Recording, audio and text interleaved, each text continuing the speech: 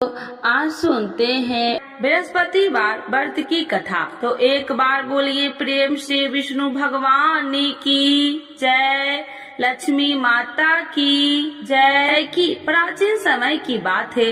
भारत वर्ष में एक राजा राज्य करता था।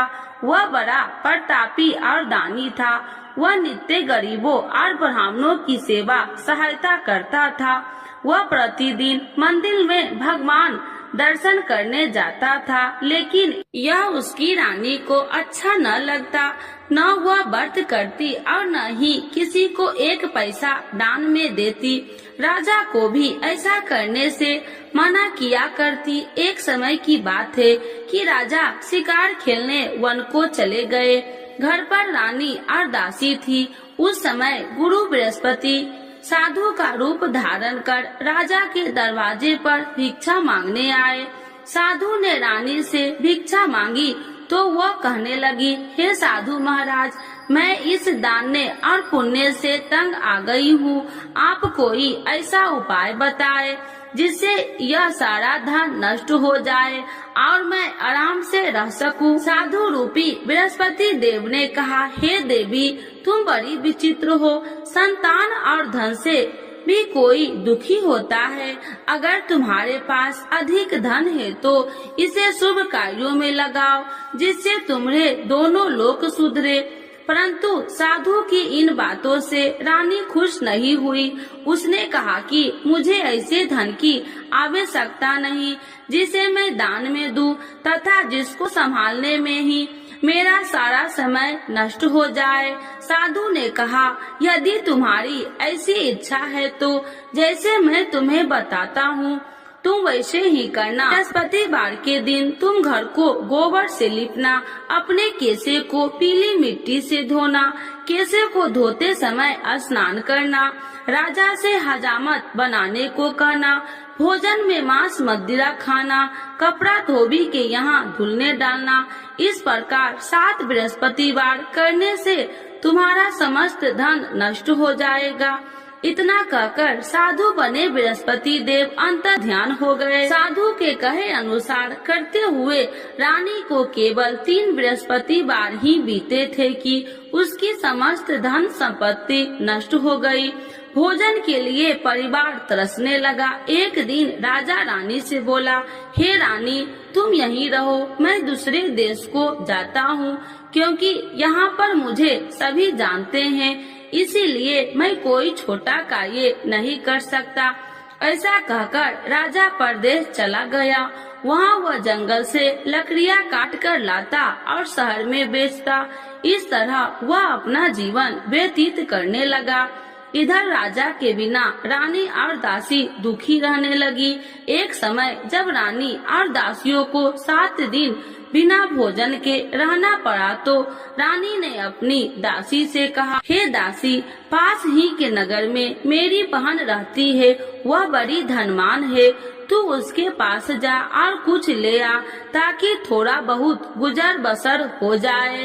दासी रानी की बहन के पास गई। उस दिन बृहस्पतिवार था। रानी की बहन उस समय बृहस्पतिवार की कथा सुन रही थी। दासी ने रानी की बहन को अपनी रानी का संदेश दिया, लेकिन रानी की बहन ने कोई उत्तर नहीं दिया। जब दासी को रानी की बहन से कोई उत्तर नहीं मिला तो वह बहुत दुखी हुई। उसे क्रोध भी आया। दासी ने वापस आकर रानी को सारी बात बता दी। सुनकर रानी ने अपने भाग्य को कोसा। उधर रानी की बहन ने सोचा कि मेरी बहन की दासी आई थी, परंतु मैं उससे नहीं बोली, इससे वह बहुत दुखी हुई होगी। कथा सुनकर और पूजन समाप्त कर वह अपनी बहन के घर गई और कहने लगी, हे बहन, मैं बृहस्पतिवार का व्रत कर रही थी, तुम्हारी दासी गई, परंतु जब तक कथा होती है तब तक न उठते हैं और न ही बोलते हैं, इसीलिए मैं नहीं बोली। कहो दासी क्यों गई थी? रानी बोली, बहन, हमारे घर अनाज नहीं था। ऐसा कहते कहते रानी की आंखें भर आई। उसने दासियों समेत भूखा रहने की बात भी अपनी बहन को बता दी। रानी की बहन बोली, बहन देखो, बृहस्पति देव भगवान सबकी मनोकामना पूर्ण करते हैं। देखो शायद तुम्हारे घर में अनाज रखा हो। यह सुनकर दासी घर के अंदर गई तो वहाँ उसे एक घड़ा अनाज का भरा मिल गया। उसे बड़ी हैरानी हुई क्योंकि उसे एक बर्तन देख लिया था। उसने बाहर आकर रानी को बताया। दासी रानी से कहने लगी, हे रानी, जब हमको भोजन नहीं मिलता तो हम व्रत ही तो करते थे, इसीलिए क्यों न इनसे व्रत और कथा की विधि पूछ ली जाए, हम भी व्रत किया करेंगे। दासी के कहने पर रानी ने अपनी बहन से बृहस्पतिवार व्रत के बारे में पूछा। उसकी बहन ने बताया, बृहस्पतिवार के व्रत में चने की दाल और मुनक्का से विष्णु भगवान का केले की जड़ में पूजन करे तथा दीपक जलाए, पीला भोजन करे तथा कथा सुने। इससे गुरु भगवान प्रसन्न होते हैं, मनोकामना पूर्ण करते हैं। व्रत और पूजन की विधि बताकर रानी की बहन अपने घर लौट आई। रानी और दासी दोनों में निश्चय किया कि बृहस्पति देव भगवान का पूजन जरूर करेंगे। 7 रोज बाद जब बृहस्पतिवार आया तो उन्होंने व्रत रखा। घुड़सार में जाकर चना और गुड़ बिल लाई तथा उसकी दाल से केले की जड़ तथा विष्णु भगवान का पूजन किया। अब पीला भोजन कहाँ से लाए? दोनों बड़ी दुखी हुई, परंतु उन्होंने व्रत किया था, इसीलिए बृहस्पति देव भगवान प्रसन्न थे। एक साधारण व्यक्ति के रूप में वे दोनों थालों में सुंदर पीला भोजन लेकर आए और दासी को देकर बोली, हे दासी, यह भोजन तुम्हारे लिए और तुम्हारी रानी के लिए है, इसे तुम दोनों ग्रहण करना। दासी भोजन पाकर बहुत प्रसन्न हुई। उसने रानी को सारी बात बताई। उसके बाद से वे प्रत्येक बृहस्पतिवार को गुरु भगवान का व्रत और पूजन करने लगी। बृहस्पति भगवान की कृपा से उनके पास धन हो गया, परंतु रानी फिर पहले की तरह आलस करने लगी। तब दासी बोली, देखो रानी, तुम पहले भी इसी प्रकार आलस करती थी, तुम्हें धन रखने में कष्ट होता था, इस कारण सभी धन नष्ट हो गया।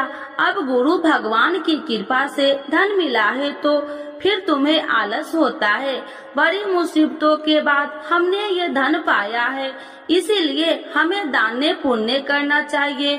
अब तुम भूखे मनुष्य को भोजन कराओ, प्याव लगवाओ, ब्राह्मणों को दान दो, कुआं, तालाब, बावड़ी आदि का निर्माण कराओ, मंदिर, पाठशाला बनाकर ज्ञान दो, कुमारी कन्याओं का विवाह करवाओ, अर्थात धन को शुभ कार्यों में खर्च करो, जिससे तुम्हारे कुल का यश बढ़ेगा तथा स्वर्ग की प्राप्ति हो और पितृ प्रसन्न हो।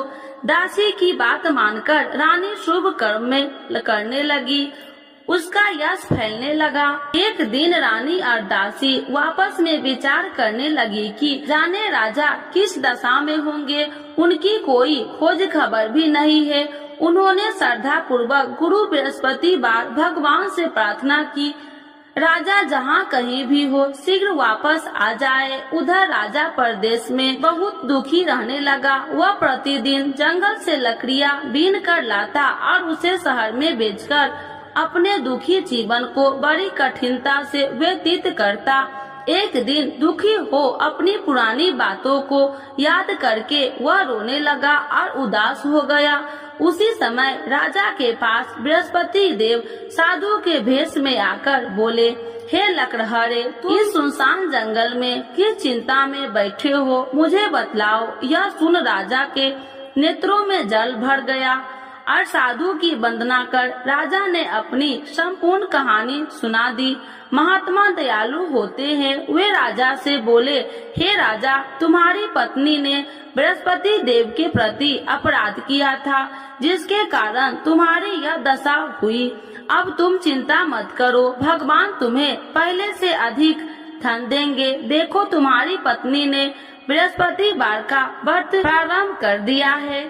अब तुम भी बृहस्पतिवार का व्रत करके चने की दाल व गुड़ जल के लोटे में डालकर केले का पूजन करो। फिर कथा कहो या सुनो, भगवान तुम्हारी सब मनोकामनाओं को पूर्ण करेंगे। साधु की बात सुनकर राजा बोले, हे प्रभु, लकड़ी बेचकर तो इतना पैसा भई नहीं बचता जिससे भोजन के उपरांत कुछ बचा सकूं। मैंने रात्रि में अपनी रानी को व्याकुल देखा है। मेरे पास कोई साधन नहीं जिससे उसका समाचार जान सकूं। फिर मैं कौन सी कहानी कहूँ, यह भी मुझको मालूम नहीं। साधु ने कहा, हे राजा, मन में बृहस्पति भगवान के पूजन व्रत का निश्चय करो, वे स्वयं तुम्हारे लिए कोई राह बना देंगे। बृहस्पतिवार के दिन तुम रोजाना की तरह लकड़ियाँ लेकर शहर में जाना। तुम्हें रोज से 2 गुना धन मिलेगा, जिससे तुम भली भांति भोजन कर लोगे तथा बृहस्पति देव की पूजा का सामान भी आ जाएगा। धीरे धीरे समय व्यतीत होने पर फिर बृहस्पतिवार का दिन आया। राजा जंगल से लकड़ियाँ काटकर शहर में बेचने लगा। उसे उस दिन और 2 दिनों से अधिक धन मिला। राजा ने चना गुड़ आदि लाकर बृहस्पतिवार का व्रत किया। उस दिन से उसके सभी कलेश दूर हुए। परंतु जब अगले गुरुवार का दिन आया तो वह बृहस्पतिवार का व्रत करना भूल गया। इस कारण बृहस्पति भगवान नाराज हो गए। उस दिन उस नगर के राजा ने विशाल यज्ञ का आयोजन किया था तथा अपने समस्त राज्यों में घोषणा करवा दी कि सभी मेरे यहाँ भोजन करने आवे, किसी के घर चूल्हा न जले। इस आज्ञा को जो न मानेगा उसको फांसी दे दी जाएगी। राजा की आज्ञा अनुसार राज्य के सभी वासी राजा के भोजन में सम्मिलित हुए, लेकिन लकड़हारा कुछ देर से पहुंचा, इसीलिए राजा को उसको अपने साथ महल में ले गए। जब राजा लकड़हारे को भोजन करा रहे थे तो रानी की दृष्टि उस खूंटी पर पड़ी जिस पर उसका हार लटका हुआ था। उसे हार खूंटी पर लटका दिखाई नहीं दिया। रानी को निश्चय हो गया कि मेरा हार इस लकड़हारे ने चुरा लिया है। उसी समय सैनिक बुलाकर उसको जेल में डलवा दिया। लकड़हारा जेल में विचार करने लगा कि जाने कौन से पूर्व जन्म के कर्म से मुझे यह दुख प्राप्त हुआ है। आज जंगल में मिले साधु को याद करने लगा। तत्काल बृहस्पति देव साधु के रूप में प्रकट हो गए और कहने लगे, अरे मूर्ख, तूने बृहस्पति देवता की कथा नहीं की, इसी कारण तुझे यह दुख प्राप्त हुआ है। अब चिंता मत कर, बृहस्पतिवार के दिन जेल खाने के दरवाजे पर तुझे 4 पैसे पड़े मिलेंगे। उनसे तू बृहस्पतिवार की पूजा करना तो तेरे सभी कष्ट दूर हो जाएंगे। अगले बृहस्पतिवार उसे जेल के द्वार पर 4 पैसा मिले। राजा के पूजा का सामान मंगवाकर कथा कही और प्रसाद बांटा। उसी रात्रि में बृहस्पति देव ने उस नगर के राजा को स्वप्न में कहा, हे राजा, तूने जिस जेल में बंद किया है उसे कल छोड़ देना, वह निर्दोष है। राजा प्रातः काल उठा और खूंटी पर हार टंगा देकर लकड़हारे को बुलाकर क्षमा मांगी तथा राजा के योग्य सुंदर वस्त्र आभूषण भेंट कर उसे विदा किया। गुरुदेव की आज्ञा अनुसार राजा अपने नगर को चल दिया। राजा जब नगर के निकट पहुंचा तो उसे बड़ा ही आश्चर्य हुआ। नगर में पहले से अधिक बाग, तालाब और कुएं तथा बहुत सी धर्मशालाएं, मंदिर आदि बने हुए थे।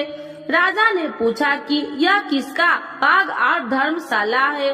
तब नगर के सब लोग कहने लगे कि यह सब रानी और दासी द्वारा बनवाए गए हैं। राजा को आश्चर्य हुआ और गुस्सा भी आया कि उसकी अनुपस्थिति में रानी के पास धन कहां से आया होगा। जब रानी ने यह खबर सुनी कि राजा आ रहे हैं तो उसने अपनी दासी से कहा, हे दासी, देख राजा हमको कितनी बुरी हालत में छोड़ के गए थे, वह हमारी ऐसी हालत देखकर लौट न जाए, इसीलिए तू दरवाजे पर खड़ी हो जा।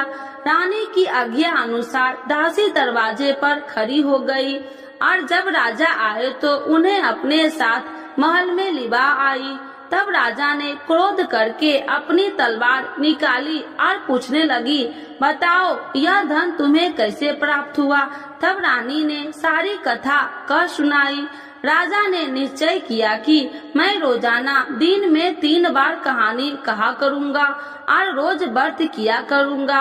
अब हर समय राजा के दुपट्टे में चने की दाल बंधी रहती तथा दिन में 3 बार कथा कहता। एक रोज राजा ने विचार किया कि चलो अपनी बहन के यहाँ हो आऊं। इस तरह का निश्चय कर राजा घोड़े पर सवार हो अपनी बहन के यहाँ चल दिया। मार्ग में उसने देखा कि कुछ आदमी एक मुर्दे को लिए जा रहे हैं। उन्हें रोककर राजा कहने लगा, अरे भाइयों, मेरी बृहस्पतिवार की कथा सुन लो। वे बोले, लो हमारा तो आदमी मर गया है, इसको अपनी कथा की पड़ी है।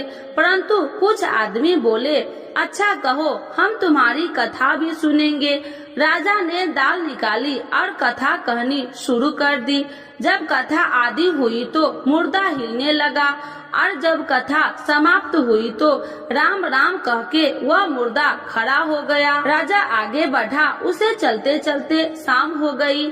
आगे मार्ग में उसे एक किसान खेत में हल चलाता मिला। राजा ने उसे कथा सुनने का आग्रह किया, लेकिन वह नहीं माना।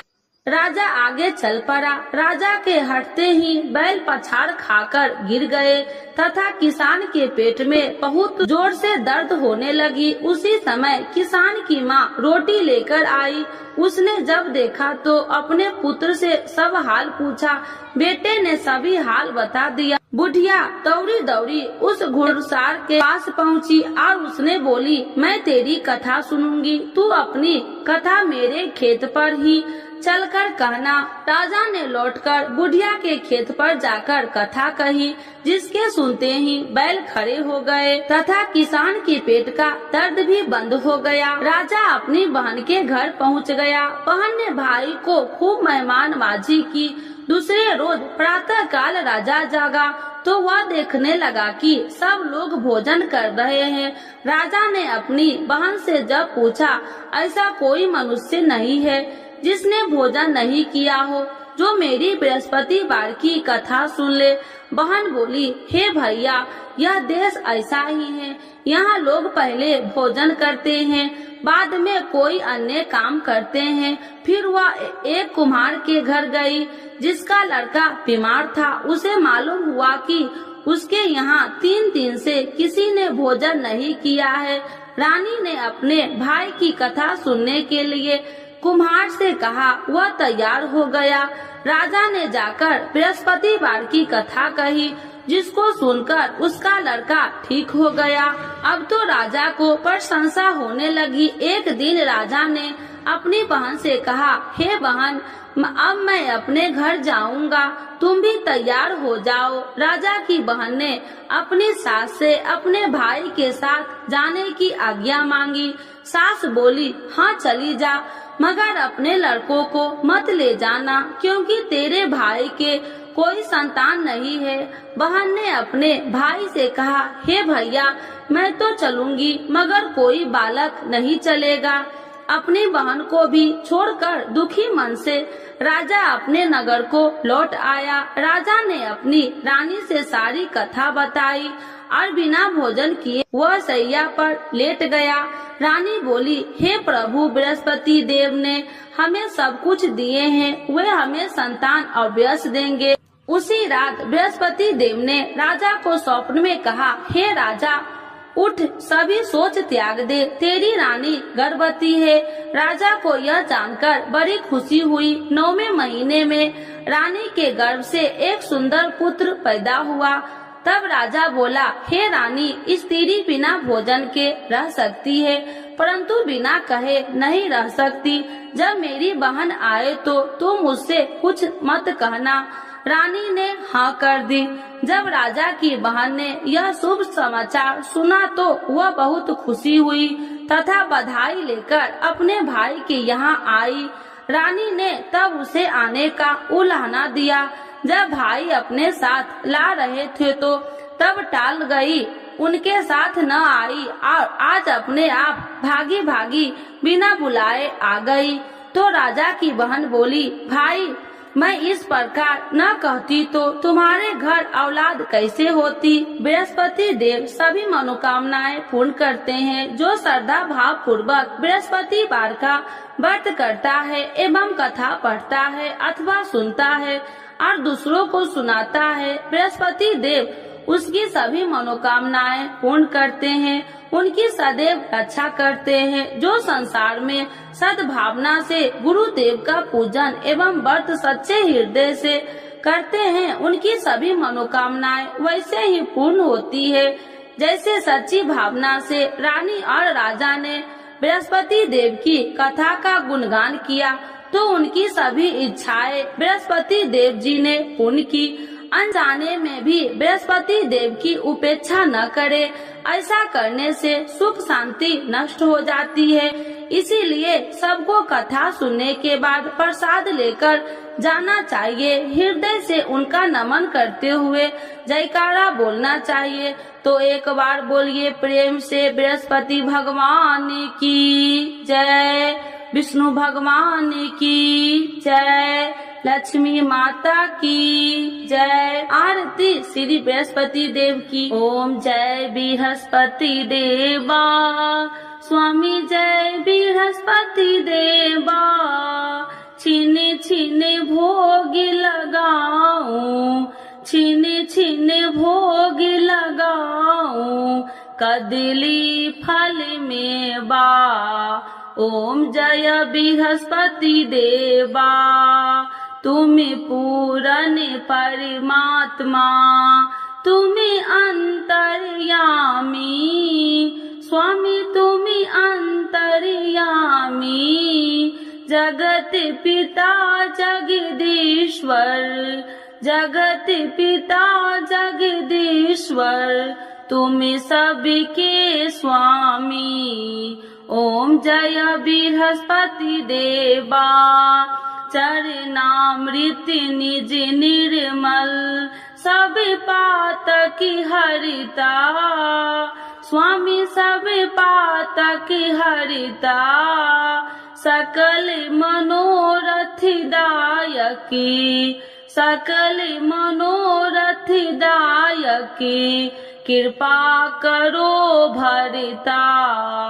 ओम जय बृहस्पति देवा, तन मन धन अर्पण कर, जो जन शरण पड़े, स्वामी जो जन शरण पड़े।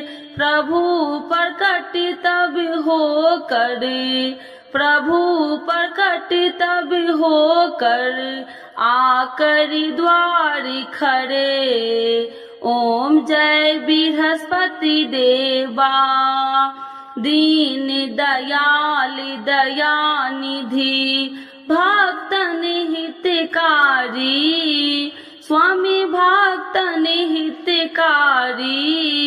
पाप दोष सब हरता, पाप दोष सब हरता, भव बंधन हारी। ओम जय बृहस्पति देवा, सकल मनोरथ दायकी, सब संशय तारो, स्वामी सब संशय तारो। विषय विकार मिटाओ, विषय विकार मिटाओ, संतन सुखकारी। ओम जय बृहस्पति देवा, जो कोई आरती तेरी प्रेम सहित गावे, स्वामी प्रेम सहित गावे। ज्येष्ठानंद बंद सो, ज्येष्ठानंद बंद सो, सो निश्चय पावे। ओम जय बृहस्पति देवा, स्वामी जय बृहस्पति देवा। बृहस्पति भगवान की जय, विष्णु भगवान की जय, लक्ष्मी माता की जय।